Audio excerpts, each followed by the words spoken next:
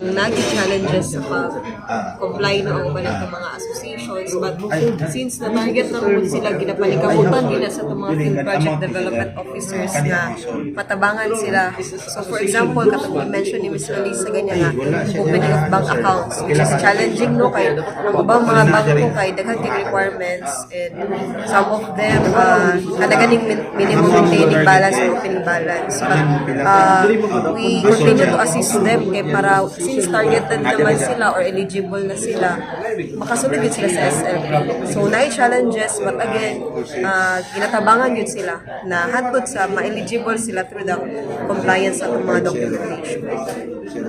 Klaron po na to kay namanggoy ubang organization na halos maabuso nila ang ilahang ginatagaan na budget. Na ba yung instance nga nasuta ninyong wala nag-prosper unya na yung instance na nakawatan sila sa gihatagan na budget na for the SLP? Nakadawat na. Opo. Yes, sir.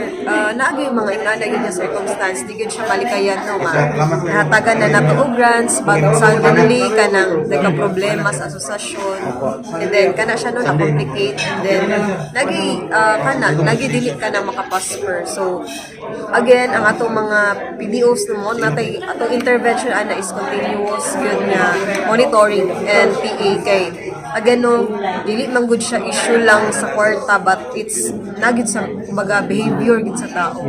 So once no nga hopefully ma-transform ang behavior sa tao when it comes to pag-handle sa kwarta ingon ana matarong gid siya. So again, yes, tinuod na naging mga inana, di siya malikayan na yung nga implementation, but SLP naagid continue sa itong mga PDOs, no? So for example, nagka-problema ang atong asosasyon, bisitahan yun na sa itong mga PDOs, and then usahay mo patabang tanong sa mga proper authorities para ma-address nila ang mga last one may end no ma'am. Doon na ba yung organization nga gi-blacklist tungod sa ingon nato nga mga unavoidable circumstances or dili ka na may bad record? When we say blacklist, sir, kay siguro imo usay pasabot sir kan dili na mahatagan man. Kanang dili na hatagan og balik kay ingon ninyo kay isa ra nga maghatag unya magdemanda na kulang unya katong na cross the line kumbaga ang ilang organization. Okay. So, sir, ang ato again is kaisa lamang gyud ta makahatag sa mga nato no. So, pag once naagid sila history po nga gi-mismanage ang kwarta, so of course we have to give the opportunity to others na mas nangihanlan o mas na may potential.